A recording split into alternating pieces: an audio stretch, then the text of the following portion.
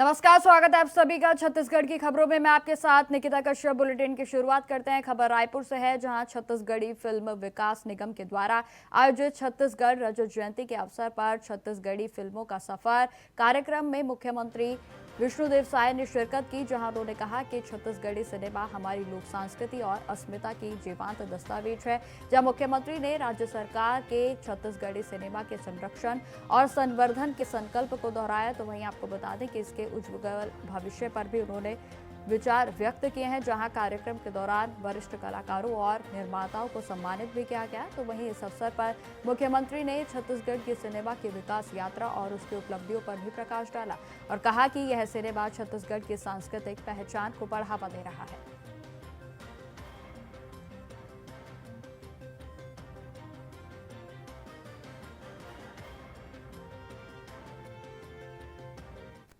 अब खबर कोरबा से है, जहां केंद्रीय राज्य मंत्री तोखन साहू ने एनटीपीसी सीपत के 6.25 करोड़ के सीएसआर कार्यों का उद्घाटन और भूमि पूजन किया। आपको बताते चले कि यह कार्यक्रम ग्राम पंचायत करका में आयोजित किया गया और जहां 4.53 करोड़ के विकास कार्यों का उद्घाटन और 1.72 करोड़ के नए कार्यों का भूमि पूजन हुआ।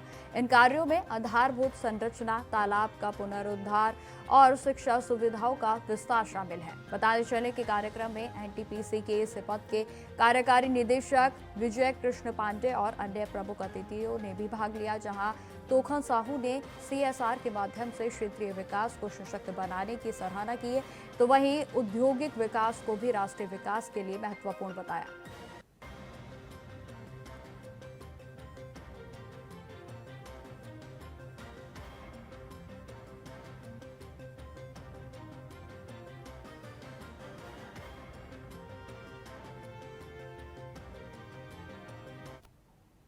अब खबर बालोदा बाजार से है, जहां राष्ट्रीय सघन प्लस पोलियो टीकाकरण अभियान शुभारंभ किया गया है, जिसका आपको बता दें कि नगर पालिका अध्यक्ष अशोक जैन ने नवजातों और शिशुओं को पोलियो की 2 बूंद दवा पिलाकर अभियान की शुरुआत की। और इस अवसर पर अशोक जैन ने कहा कि 2 बूंद जिंदगी हर बच्चे की सुरक्षित भविष्य की नींव है। उन्होंने समाज से अपील की है कि नवजात से 5 वर्ष तक के सभी बच्चों को पोलियो की दवा से वंचित नहीं छोड़ा जाए। जहां कड़ाके की ठंड के बावजूद बड़ी संख्या में अभिभावकों ने बच्चों को पोलियो बूथ तक लेकर पहुंचे और जहां आपको बता दें कि अभियान के पहले दिन ही बच्चों को पोलियो ड्रिप पिलाई गई, जबकि 22 से 23 दिसंबर को मॉकअप दिवस भी मनाया जाएगा। जहां आपको बता दें कि जिले में 1,80,681 बच्चों को पोलियो ड्रिप पिलाने का लक्ष्य रखा गया है।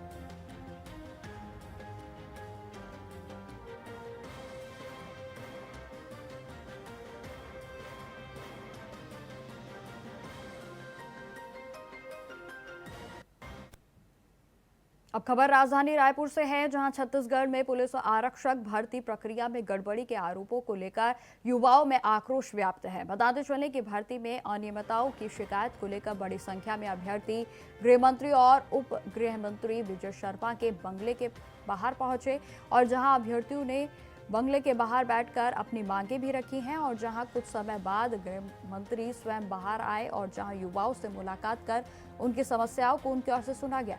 बताते चले कि गृह मंत्री ने अभ्यर्थियों को बंगले के भीतर चर्चा के लिए आमंत्रित किया है, लेकिन कैंडिडेट्स ने सभी साथियों के पहुंचने के बाद ही अंदर जाने की बात कही और इसके बाद बाकी अभ्यर्थियों के आने पर भी सभी अंदर पहुंचे, जहां विस्तार से चर्चा की गई है। तो वहीं बताते चले कि विजय शर्मा ने स्पष्ट कहा है कि यदि भर्ती प्रक्रिया में किसी भी प्रकार की गड़बड़ी के ठोस प्रमाण मिलते हैं तो निष्पक्ष जांच कराई जाएगी। उन्होंने भरोसा दिलाया है कि सरकार युवाओं के भविष्य को लेकर पूरे तरीके से गंभीर है और किसी भी लापरवाही को बर्दाश्त नहीं किया जाएगा।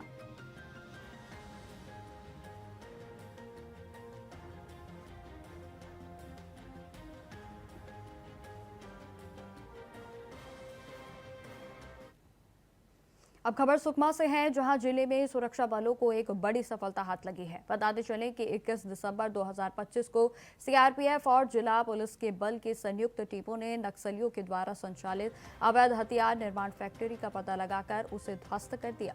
जहां यह फैक्ट्री माओवादियों के द्वारा क्षेत्र में सशस्त्र गतिविधियां बढ़ाने के लिए चलाई जा रही थी। जानकारी के अनुसार ऑपरेशन में 8 सिंगल शॉट राइफल, हथियार बनाने के उपकरण और विस्फोटक सामग्री के साथ साथ अन्य आवश्यक सामग्रियों को भी बरामद किया गया। यह कार्रवाई नक्सलियों के खिलाफ सुरक्षा बलों की सतर्कता और रणनीति का परिणाम है, जहां अब तक 599 माओवादी आत्मसमर्पण कर चुके हैं, जबकि 460 माओवादी गिरफ्तार हो चुके हैं, तो वहीं 71 मारे गए हैं। बताते चलें कि पुलिस अधीक्षक ने शांति और सुरक्षा के लिए अभियान जारी रखने की पुष्टि की।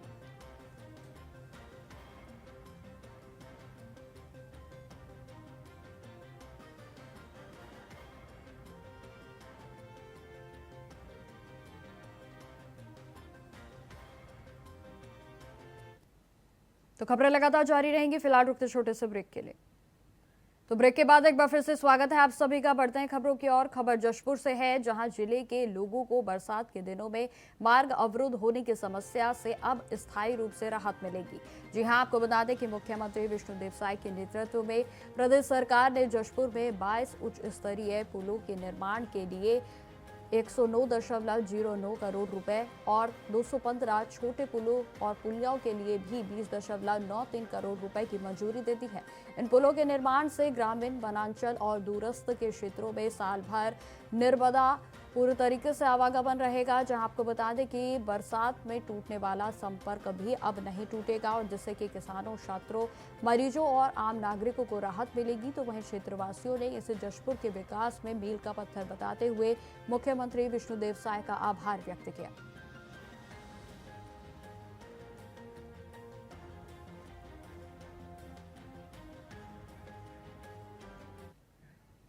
अब खबर धमतरी से है, जहां कारोबारी शिव अग्रवाल लाखों रुपए की ठगी का शिकार हो गए हैं। जी हां, आपको बता दें कि उन्होंने करीब 2 साल पहले आइसक्रीम कंपनी को डीलरशिप के लिए ईमेल किया था, और लेकिन कोई भी प्रतिक्रिया नहीं मिली। बताते चले कि 9 दिसंबर को अज्ञात व्यक्ति ने उन्हें फोन कर आइसक्रीम की डीलरशिप देने की बात कही, और उसके बाद 10 से 15 दिसंबर तक विभिन्न प्रक्रियाओं के नाम पर शिव अग्रवाल से 20 लाख रुपए जमा करवा लिए गए।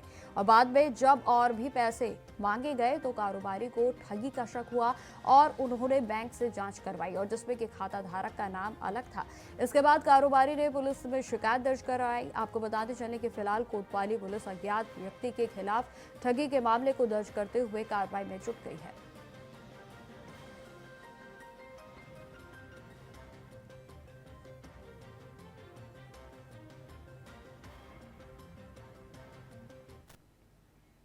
खबरों में आगे बढ़ते हैं। छत्तीसगढ़ के रायपुर में रेंज में साइबर अपराधियों के खिलाफ ऑपरेशन साइबर शील्ड के तहत अब तक की सबसे बड़ी कार्रवाई की गई। बता दें कि पुलिस महानिरीक्षक रायपुर रेंज में अमरीश मिश्रा ने सख्त निर्देश पर पुलिस ने रायपुर, दुर्ग, बालोद बाजार और मध्य प्रदेश के एक साथ ही छापेमारी कर 25 अंतर्राज्यीय साइबर अपराधियों को गिरफ्तार कर लिया है। जहां गिरफ्तार आरोपी साइबर ठगी के लिए म्यूल बैंक का अकाउंट और किराए के खाते के साथ साथ फर्जी सिम कार्ड और ब्रोकर के रूप में काम कर रहे थे। जहां आपको बता दें कि जांच में यह भी सामने आया है कि ये लोग आम नागरिकों को झांसा देकर उनके नाम पर बैंक खाते खुलवाते या फिर रेंट पर लेते थे।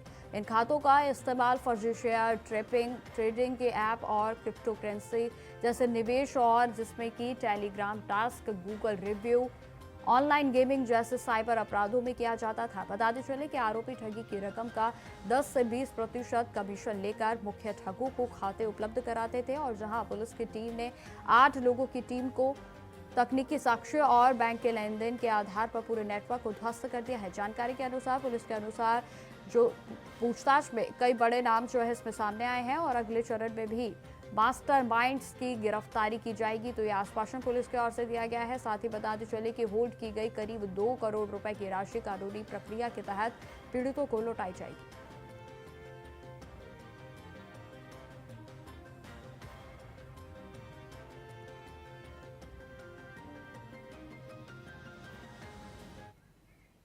अब खबर बालोदाबाजार जिले से है, जहां गितपुरी थाना क्षेत्र के अंतर्गत ग्राम जुनवानी में एक बड़ा हादसा होते होते टल गया।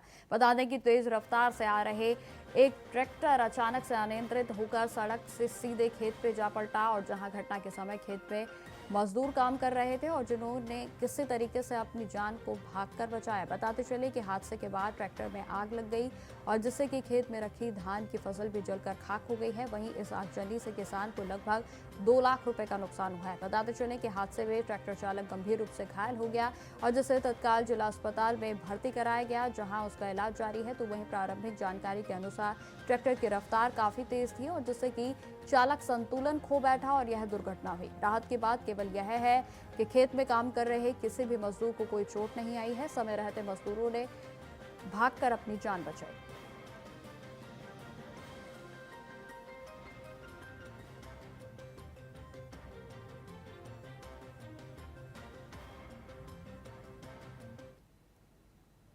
अब खबर रायपुर से है, जहां युवती की हत्या का सनसनीखेज मामला सामने आया है। जानकारी के अनुसार आपको बता दें कि प्रेमी ने अपने दोस्तों के साथ मिलकर युवती को दुर्ग के एक होटल में बुलाया और जहां अपने दोस्त के साथ शारीरिक संबंध बनाने का दबाव भी डाला गया। जहां युवती के मना करने के बाद तो आरोपी ने दोस्त के साथ मिलकर उसकी हत्या कर दी। बताते चले कि शव को मोटरसाइकिल में लादकर रायपुर ले जाया गया और जहां न्यू राजेंद्र नगर क्षेत्र के अमलीडीह में फेंक दिया गया। पुलिस ने आरोपी को प्रयागराज से गिरफ्तार कर लिया है, जबकि एक अन्य आरोपी अभी भी फरार चल रहा है। पूछताछ में आरोपी ने 1 दर्जन चोरी की वारदातों को भी स्वीकार किया और जहां पुलिस ने आरोपी के कब्जे से 60 लाख रुपए के जेवरात और नकदी बरामद कर ली।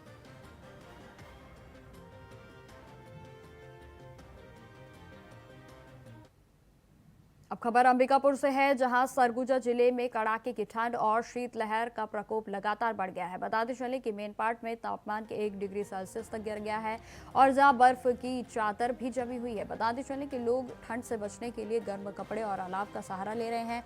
जहां मौसम को देखते हुए जिले में येलो अलर्ट भी जारी किया गया। तो वहीं मौसम विभाग के अनुसार आगामी दिनों में ठंड और भी शीतलहर का प्रभाव जो है वो और भी प्रभावी होगा और इसके साथ ही प्रशासन ने लोगों से सतर्क रहते और आवश्यक सावधानी बरतने की अपील की।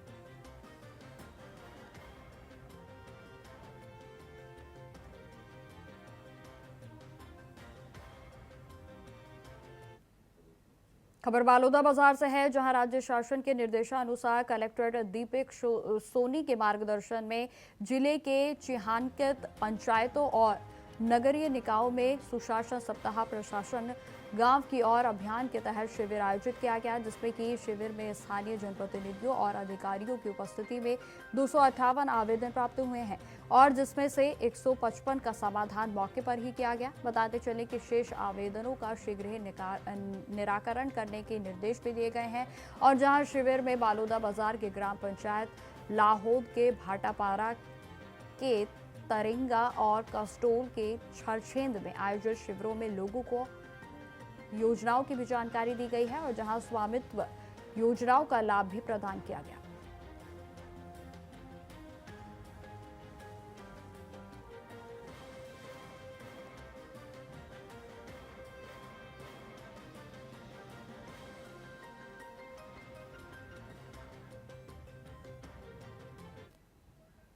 अब खबर सरायपाली से है, जहां वन विभाग ने मुखबिर की सूचना पर बड़ी कार्रवाई को अंजाम दिया है। बताते चले कि विभाग की टीम ने बसना के ग्राम बंसुला स्थित फर्नीचर मार्ट में छापेमारी की और जहां भारी मात्रा में अवैध लकड़ियां और फर्नीचर को पाया गया। बताते चले कि डीएफओ महासुमन के निर्देश पर इस कार्रवाई में 331 नग सागौन चिरान, 144 साल की चिरान और निर्माणाधीन फर्नीचर के साथ साथ इलेक्ट्रॉनिक्स मशीनें भी जब्त कर ली गई हैं और इसके साथ ही दुकान को सील कर दिया गया।